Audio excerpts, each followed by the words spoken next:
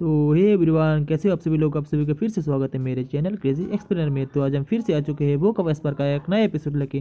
तो जिस किसी ने भी पहला वाला एपिसोड नहीं देखा तो जाके पिछले वाला एपिसोड देख लीजिए, और जिसने भी देख लिया तो आज शुरू करते हैं आज का ए वाला एपिसोड। सो एपिसोड की स्टार्टिंग में हमें लीजू का सीन दिखाया जाता है, जो कि अपने कोर्टयार्ड में खड़ा होता है, और तभी हमें उसके पीछे दिखाया जाता है हुमियर, जो कि बहुत ही ज़्यादा घायल अवस्था में वहाँ आती है और बुरी तरह से जख्मी होती है। वो लड़खड़ाते हुए अपने सीनियर ब्रदर के पास आती है और वहीं पे गिर जाती है और उसका नाम पुकारती है। चिंतित होकर लीजू वो तुरंत वहाँ उसके पास आता है, वो उसे पूछता है, हुमियर, तुम्हारे साथ क्या हुआ है? तुम्हें किसने इतना ज़्यादा चोट पहुँचाया है? क्या तुम जब उसके लड़के को सजा देने गई थी तब केलोंग और यूलिंग ने मिलकर तुम पर हमला किया? क्या तुमने उसका काम तमाम कर दिया? ह्यूमर मुश्किल से बोलती है, नहीं, मैं उस लड़के को कुछ भी नहीं बिगाड़ पाई, सिर्फ वही था, उसने ही मुझे इस हालत पर पहुँचाया। ये केलोंग और यूलिंग का काम नहीं है, ये मेरे जीवन का सबसे बुरा दिन था। मैंने एक ऐसा राक्षस का सामना किया जो मैंने पहले कभी नहीं देखा, एक ऐसा राक्षस जो इतना शक्तिशाली था कि उसका एक बाल भी मैं बाका नहीं कर पाई। और ये सब सुन के तो लीजू पूरी तरह से हैरान रह जाता है और भी ज़्यादा जानकारी मांगता है। और हुमियर एक कड़वा हंसी हंसती है और बोलती है, हमने सोचा था कि वो एक कमज़ोर सा लड़का है और एक आसान शिकार, पर मैंने जब उसका सामना किया तब मुझे समझ आया कि वो एक भेड़ के खाल में छुपा हुआ भेड़िया है, एक ऐसा दरिंदा जो हमारे डीमॉन्स के इंसेक्ट के किसी भी लड़ने वाले से अलग है।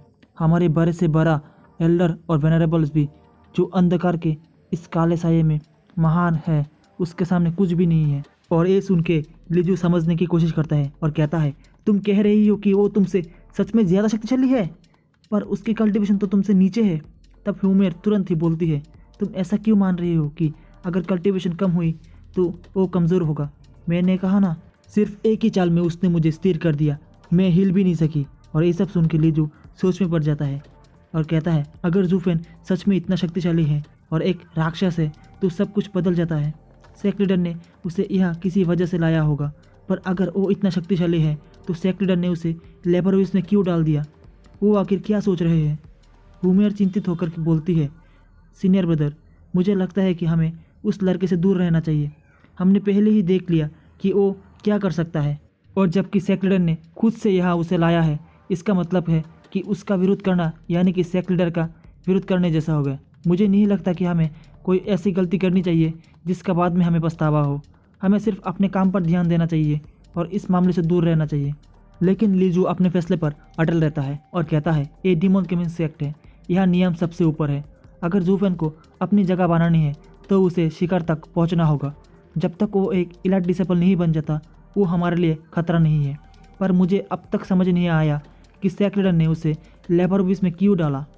ये तो लगभग एक मौत का फरमान है। वहाँ से इलाइट डिसेबल बनना लगभग नामुमकिन है।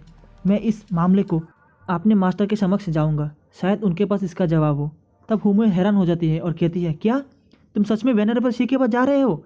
तब लीजू जवाब देता है, तुम जानती हो कि वेनरेबल शी को सेक्रेडर से कितनी ज़्यादा नफरत है। अगर मैंने उससे जूफेन की ताकत के बारे में बताया तो वो ज़रूर कोई कदम उठाएंगे, या तो वो सेक्रेडर के सामने उसकी तारीफ करेंगे और सिचुएशन को तोड़ मरोड़ के अपने फ़ायदे के लिए इस्तेमाल करेंगे, या फिर किसी इलाइट डिसेबल को भेजकर उसे हमेशा के लिए ख़त्म कर देंगे। तब हमें पता चलेगा कि क्या वो सच में किसी इलाइट डिसेबल का सामना कर सकते हैं। अगर नहीं तो वो हमेशा के लिए लेबरोविस में ही फंस जाएगा। हुमियर इस बात से चिंतित होती है और कहती है, पर लेबरोविस ही इसका एकमात्र रास्ता नहीं है। अगर उसने किसी इनर डिसेबल को चुनौती दी और जीत गया तो वो वहाँ से निकल सकता है, और सिर्फ 3 महीने बाद ही इनर डिसेबल कंपटीशन होने वाला है। क्या तुम्हें नहीं लगता कि यह उसे और भी बड़ा खतरा बना देती है? उसकी सारी बातें सुनकर लीजू उसे सलाह देता है, अगर तुम फिर कभी उसके सामने आई तो उससे लड़ना मत।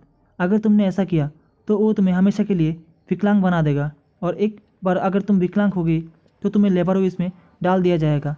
तुम जानती हो इसका मतलब क्या है? तुम फिर कभी इलाइट डिसेबल नहीं बन सकोगी।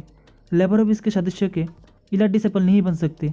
सबसे ज़्यादा वो सिर्फ वेनरेबल या एल्डर्स बन सकते हैं, उससे ज़्यादा नहीं। उनमें से सबसे शक्तिशाली भी सिर्फ इलाइट डिसेबल्स के बॉडीगार्ड ही बन सकते हैं। वो आगे बोलता है, तुम्हें याद ही होगा हमारे हाई वेनरेबल्स जो सेक्रेडर के सामने बैठते हैं, वो भी कभी लेबरोविस के हिस्सा थे।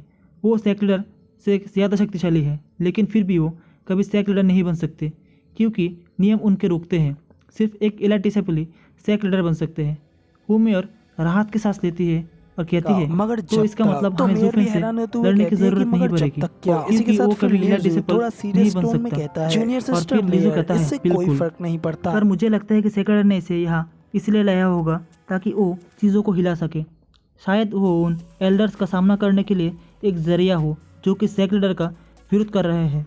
तभी हमारा सीन बदलता है और हम जूफेन और ईवर को कब्रिस्तान के बीच में देखते हैं जहाँ पर बहुत ही ज़्यादा ठंड होती है। ईवर काँप रही होती है और चीख पड़ती है, यहाँ इतनी ठंडी क्यों है? ये सारी शीतल ऊर्जा कहाँ से आ रही है?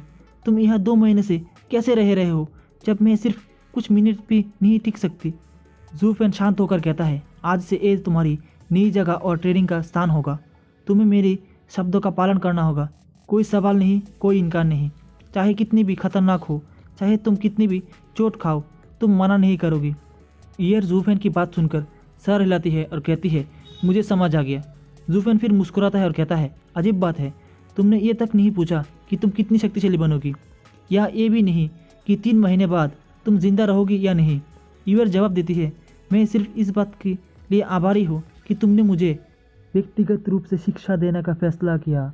और इसी के साथ जूफेन अपने हाथों में एक स्पेल कास्ट करता है और कहता है, place of air, gates of haven.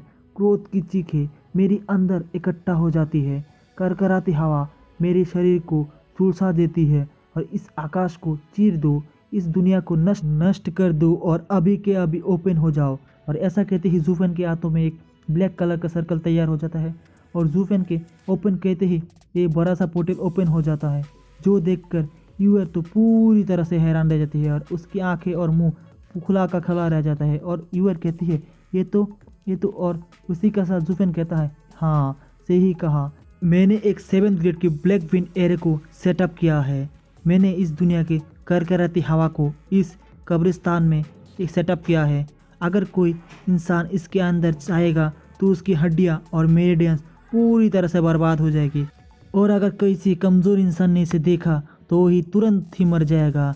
पर तुम नहीं, क्योंकि तुम अपने अंदर एक डेथ विश को रखती हो, और अगर तुमने इसे पूरी तरह से कंप्लीट कर दिया तो तुम एक अलग ही इंसान बन के बाहर निकलोगी। और इसी के साथ आज का हमारा ये वाला एपिसोड पूरी तरह से यहाँ पर ख़त्म हो जाता है। अगर वीडियो आपको अच्छी लगे, वीडियो को लाइक कर दें, चैनल पे नहीं हो चैनल को सब्सक्राइब कर दो। वीडियो कैसे लगे तो गाइस प्लीज़ कमेंट करके बता देना। तो मिलते हैं किसी और वीडियो पे। Bye bye guys.